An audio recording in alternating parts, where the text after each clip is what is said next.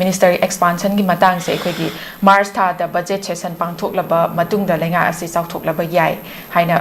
khoi gi phong li ha tare pau se doza maru oina lakchaning mi bana khoi gi hojik phawada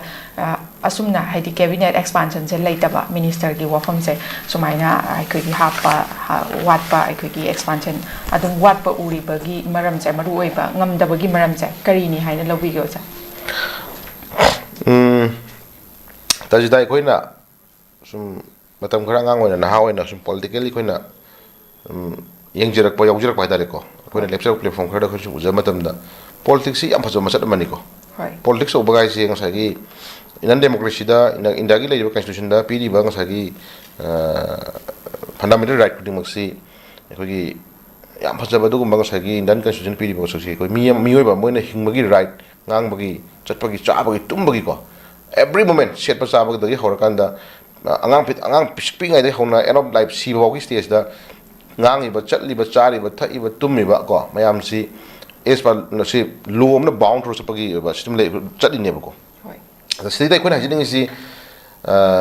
ma magi state ama da pi ba dung ma power mi jitra state na to power mi jai state functionary mi jari center gi functionary mi jari ko aduna ma magi pi di ba sai functionary mi am se tangai fa na ma si maning to na ko independently maning to to hala matungda phajaba laiba ama phajaba samaj chungna ganda adugi apun baduna punsala ganda afaba country mong shimdui ne ko hajik lai deba ko india gi structure ji sie da yam phajaba ko sie da yam phajaba du ngai gi right se ko to hom to magi state magi pm to right si center gi losing badung sai da heng mat pa gi mami ma heng ta ba ji kuin ngai te ko hajik lai pm je hajik mamang da ikui kuidana mo sai gi se in the month of February 25 ki mamang da ikoi Mr. Expand to be yai na dum quarter phone of them yai kutra adu Delhi salu re halle haji le and then hajina mo just report ogi matung na mo ka dawre khoi March thagi budget session pangthok la matung da habani ko matung da si si khoi na actually date asu to khoi obe haji khoi usmangam de tra haibangam dri aduna mamang da leader ma khanna bhona matam da BJP gi na tagana sagi ruling party gi magi leader ma khanna bhona matam da ngang na gari wa sakna gari ba tong mi am ji khoi uidna tajida ko masi khoi na habna sadi ko khoi na habna paper to thok na moi MLA masen ruling party gi lei MLA masen ngang na ri ba sakna ri ba ha A team B team C team ga semna da leader se ai wa ga to ni ma ga to paper khabar da ti chief minister obi ya ba chief minister oirak pa yai na pa na ba mi masing ji photo wa ki tai ma tarang ha pa adu phong yaw dro ado phong ai to kem na te ba ai slightly khara kangthok na ba khara haina ba ngang thok na ko mayam na ngasagi team A B C D E F le kan da photo da group san kan to ki mayam du ubira mani da pramani ko adugi stage da CMJ khalakhi bani na ko ma habis na pramani ko adugi stage du CMJ tamo khem chakal je khem chan ji chief minister oi ji tagai phadai u khada de mase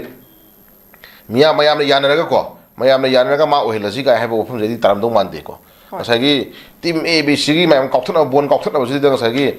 sum kaukthna le ga ya roi ha yaroi da ga dikhoina mayam na kamali yengba ya mi ma ko kana da pedi phagada ga da yeng mo tan ngasagi ma ohila ji ga na heta ngasagi mai disilo normal se ta gi luching ko kup na mai ground data am yeng ha dare ko state ki oina di state ki ruling party gi leiri ba du ma BJP gi leiri ba MLA kun thai thoi kari bhai dare ko 32 actually majority ni kari 32 kare atopa ma pawang chamin ri ba magi ma pawang chamin ri NPF JDU NPP ko NPP KPA ko sigi mapang na sabi mayam ningje si to antama kanda BJP gi mo kun thai kari jina ekoi leader ma si to mo orani hena khilaganda puthupudi ram dongwan de khan ko ramdi puthupangam da kyam kuina wari ne kyam kuina moi chinga sana re pramani ko aduna haju si adamai to center gi lusing masina tamo khem chanji magi tobangam ba magi to amre extraordinary khari yawba magi magun khari yawjabani na ta ko mai magun khari yawjabani na sem mo sin rakre adu amu khwai no ai ta baji mo sin ra matung da mu sem mo bai power si mo da mu hena sinabi dana ko minister expand to bujina na khanjaro tawjaro ko mai ani phana bale bak phana silo ga hack buje hai da bida ko pulak pasila thamaga ada haju si wari ni kana leader kana minister pi da kana pi si ga khana mami ma sun ta mami ma dros leise ana haju si amuk su minister khana bhora ba ta team A B C lagi mi am do team A B C si minister oina bhona ba team A B C D lagi mi am du gi mak ta gi ai sai ta gi su mi mantri mo hello ai sai ta gi su mantri mo hello ai sai mantri mo ai sai ta gi mi amam je mantri oina to mani ga na si approach le ma su ya e ko ko na hajin ngai si di mo gi langi ba mo gi tawri mi am na uhela ko potuni ko khai ji si kono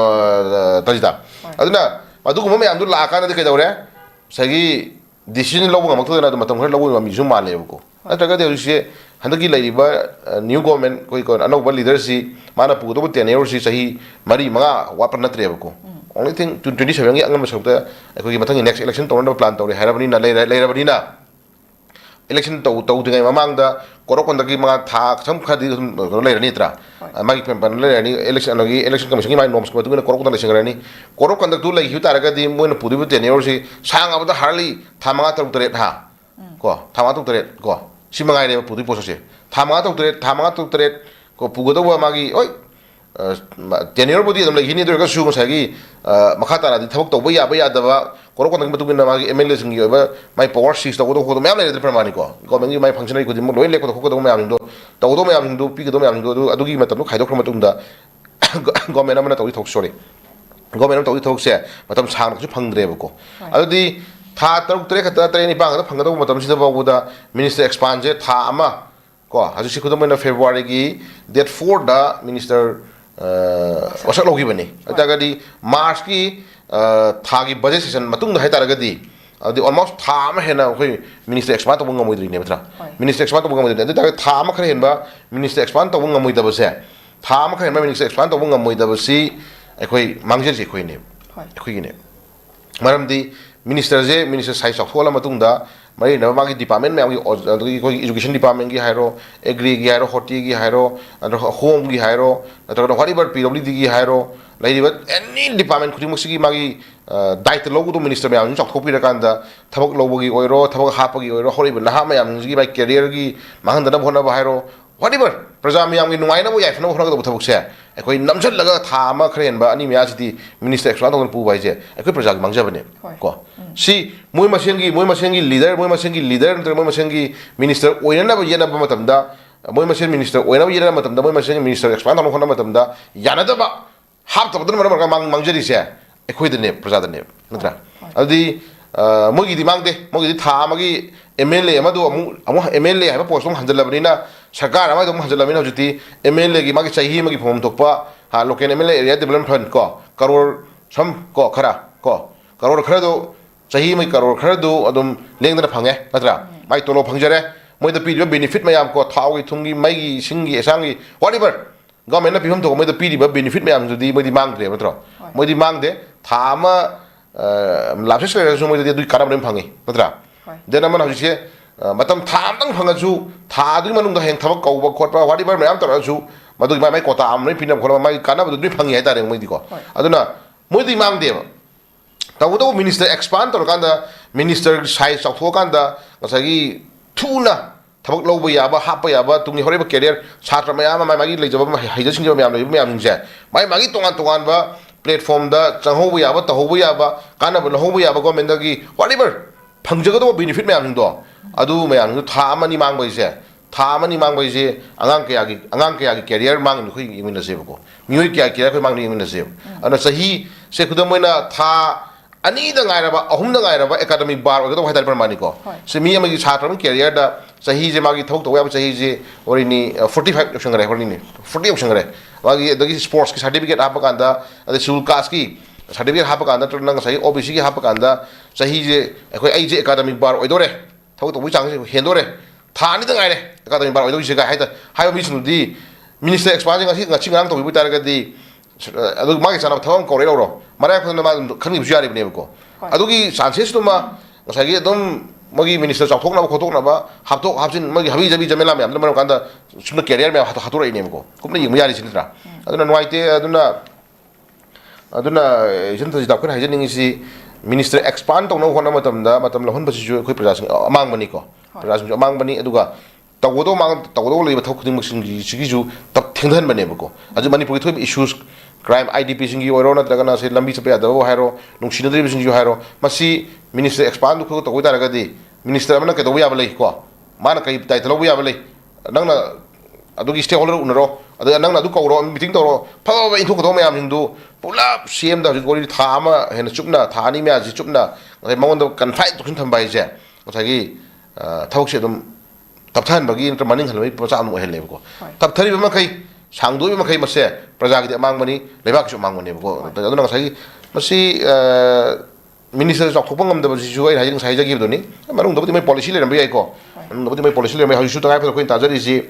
ꯍꯟꯗꯛ honourable CMꯅ ꯍꯦꯛ ꯂꯩꯉꯥꯛꯁꯤ ꯑꯅꯧꯕ ꯄꯥꯏꯔꯛꯄꯒ ꯍꯧꯖꯤꯛꯁꯤ MLA ꯑꯃꯃꯝ ꯀꯦꯟꯗ꯭ꯔꯗ ꯀꯣ MLA ꯑꯃꯃꯝ ꯀꯦꯟꯗ꯭ꯔ ꯍꯥꯏꯁꯤ ꯀꯩꯅꯣꯅꯤꯀꯣ ꯁꯤꯁꯨ ꯑꯩꯈꯣꯏꯅ ꯁꯨꯝ ꯌꯦꯡꯕ ꯃꯇꯝꯗ ꯔꯨꯂꯤꯡ ꯄꯥꯔꯇꯤꯒꯤ MLAꯁꯤꯡ ꯃꯔꯨꯑꯣꯏꯅꯀꯣ ꯔꯨꯂꯤꯡ ꯄꯥꯔꯇꯤꯒꯤ MLAꯁꯤꯡ ꯄ꯭ꯂꯁ ꯃꯉꯣꯟꯗ ꯁꯞꯄꯣꯔꯠ ꯇꯧꯔꯤꯕ ꯃꯄꯥꯡ ꯆꯠꯃꯤꯟꯅꯔꯤꯕ ꯄꯣꯂꯤꯇꯤꯀꯦꯜ ꯄꯥꯔꯇꯤꯒꯤ ꯑꯇꯩ ꯌꯥꯎꯔꯤꯕ JDUꯒꯤ ꯑꯗꯨꯒꯤ NPFꯒꯤ KPFꯒꯤ ꯋꯥꯔꯤ ꯋꯥꯔꯤ ꯀꯥꯔꯤꯕ MLAꯁꯤꯡꯁꯤꯒꯤ ꯑꯅꯛꯅꯕ ꯀꯦꯟꯗ꯭ꯔ MLAꯁꯤꯡꯁꯤꯒꯤ ꯑꯣꯏꯕ ꯃꯥꯒꯤ ꯀꯦꯟꯗ꯭ꯔꯁꯤꯡꯁꯤ ꯆꯠꯂꯒ ꯎꯅꯈꯣꯏꯗ ꯎꯏꯗꯅꯀꯣ CMꯅ ꯑꯗꯨꯒ ꯅꯪ ꯂꯩꯀꯥꯏꯗ ꯂꯝꯕꯤ ꯁꯦꯝꯃꯣ ꯖꯔꯁꯦ ꯍꯧꯗꯣꯛꯏꯅꯦꯕ ꯄ꯭ꯔꯃꯥꯅꯤꯀꯣ ꯑꯩꯈꯣꯏꯅ ꯇꯥꯖꯕꯗꯁꯨ ꯉꯁꯥꯏꯒꯤ ꯁꯝ ꯀꯔꯣꯔ ꯈꯔꯗꯤ ꯑꯗꯨꯝ ꯄꯤꯅꯤꯉꯥꯏ ꯀꯔꯣꯔ 5ꯒꯤ 4ꯒꯤ 5ꯒꯤ ꯑꯦꯔꯤꯌꯥ ꯈꯔꯁꯦ ꯃꯥꯏ ꯀꯦꯟꯗ꯭ꯔ ꯂꯝꯕꯤ ꯁꯦꯝꯅꯕ ꯄꯤꯔꯅꯤ ꯍꯥꯏꯔꯦ ꯑꯗꯨꯅ ꯂꯣꯏꯅ ꯀꯣꯛ ꯊꯥꯗꯅꯈ꯭ꯔꯦꯕ ꯍꯧꯖꯤꯛꯁꯦ ꯈꯪꯕ꯭ꯔꯥ ꯍꯧꯖꯤꯛ ꯂꯩꯕꯥꯛꯀꯤ ꯏꯁꯨ ꯂꯝꯕꯤ ꯆꯠꯄ ꯌꯥꯕ ꯌꯥꯗꯕꯒꯤ IDPꯁꯤꯡꯒꯤ ꯍꯣꯏ ꯈꯟꯅꯕꯨꯗꯤ ꯈꯟꯅꯔꯨꯔꯦ ꯍꯥꯏꯔꯦ ꯇꯧꯔꯨꯔꯦ ꯍꯥꯏꯔꯦ ꯑꯗꯨ ꯑꯣꯏꯔꯒꯁꯨ MLAꯁꯤꯡꯁꯤꯅ ꯍꯧꯖꯤꯛ ꯉꯥꯏꯔꯤꯕ ꯑꯁꯥꯁꯦ ꯃꯥꯒꯤ ꯀꯦꯟꯗ꯭ꯔꯗ ꯂꯝꯕꯤ ꯁꯦꯝꯕ ꯃꯥꯒꯤ ꯀꯦꯟꯗ꯭ꯔꯗ ꯀꯩꯒꯨꯝꯕ ꯊꯕꯛ ꯇꯧꯅꯕ ꯄꯩꯁꯥ ꯊꯥꯗꯔꯛꯄ ꯑꯁꯤꯒꯤ ꯑꯁꯥꯁꯤꯗ ꯂꯣꯏꯅ ꯍꯧꯖꯤꯛ ꯇꯥꯎꯔ ꯂꯩꯌꯦꯕ ꯍꯧꯖꯤꯛ ꯅꯠꯇ꯭ꯔꯥ ꯑꯗꯨꯅ ꯑꯇꯣꯞꯄ ꯑꯩꯈꯣꯏꯒꯤ ꯏꯁꯨꯗꯗꯤ ꯏꯍꯥꯡ ꯍꯥꯡ ꯂꯩꯕ ꯃꯃꯤ ꯃꯅꯨꯡꯗ ꯈꯔ ꯉꯁꯤꯁꯨ ꯑꯗꯨꯝ ꯃꯣꯏ ꯕꯦꯛꯗꯣꯔ ꯃꯌꯥꯝ ꯈꯟꯅꯕꯤꯔꯝꯕ ꯌꯥꯏ ꯑꯩꯈꯣꯏꯅ ꯍꯥꯏꯖꯅꯤꯡꯉꯤꯗꯅ ꯃꯤꯅꯤꯁꯇꯔ ꯑꯦꯛꯁꯄꯥꯟ ꯇꯧꯔꯕ ꯃꯇꯨꯡꯗ ꯂꯧꯈꯠꯐꯝ ꯊꯣꯛꯄ ꯊꯕꯛꯁꯤꯡꯗꯣ ꯊꯨꯅ ꯂꯧꯈꯠꯂꯝꯕꯗꯤ ꯐꯩꯗꯅ ꯄ꯭ꯔꯃꯥꯅꯤ ꯑꯗꯨꯒꯤ ꯄꯣꯠꯇꯨꯅꯤ ꯑꯗꯨꯅ ꯌꯦꯡꯉꯁꯤ ꯂꯦꯠꯁꯤ ꯀꯣ ꯂꯦꯠꯁꯤ ꯍꯥꯏꯕꯗꯨꯅ ꯑꯩꯈꯣꯏ ꯎꯄꯥꯏ ꯂꯩꯇꯦ ꯍꯧꯖꯤꯛꯇꯤ ꯃꯤꯅꯤꯁꯇꯔ ꯑꯦꯛꯁꯄꯥꯟ ꯇꯧꯒꯦꯔꯥ ꯇꯧꯔꯣꯏꯔꯥ ꯑꯅꯧꯕ ꯂꯩꯉꯥꯛ ꯑꯃ ꯑꯅꯧꯕ ꯂꯤꯗꯔ ꯑꯃ ꯈꯜꯂꯣ ꯑꯗꯨ ꯃꯤꯌꯥꯝꯅ ꯂꯥꯎꯕꯗꯨ ꯍꯧꯖꯤꯛ ꯈꯜꯂꯦ ꯀꯣ ꯑꯗꯨ ꯃꯤꯌꯥꯝꯅ ꯂꯥꯎꯈ꯭ꯔꯤꯕ ꯑꯅꯧꯕ ꯂꯩꯉꯥꯛ ꯄꯥꯝꯃꯤ ꯄꯣꯠꯇꯣ ꯃꯤꯌꯥꯝꯅ ꯂꯥꯎꯈ꯭ꯔꯤꯕ ꯄꯣꯠꯇꯨ ꯀꯔꯤꯒꯤꯗꯃꯛꯇ ꯂꯥꯎꯈ꯭ꯔꯤꯕꯅꯣ ꯀꯔꯤꯅꯣ ꯃꯤꯌꯥꯝꯅ ꯄꯥꯝꯈ꯭ꯔꯤꯕ ꯄꯣꯠ ꯍꯥꯏꯕꯗꯣ ꯑꯗꯨ ꯀꯥꯕꯤꯔꯤꯕ ꯔꯨꯂꯤꯡꯒꯤ MLAꯁꯤꯡ ꯑꯗꯨ ꯀꯨꯞꯅ ꯈꯪꯅ ꯆꯠꯄꯤꯕ ꯑꯃ ꯆꯪꯉꯦ ꯃꯐꯝꯁꯦ ꯁꯨꯃꯥꯏꯅ ꯊꯝꯖꯒꯦ ꯊꯥꯒꯠꯆꯔꯤ ꯑꯣꯖꯥ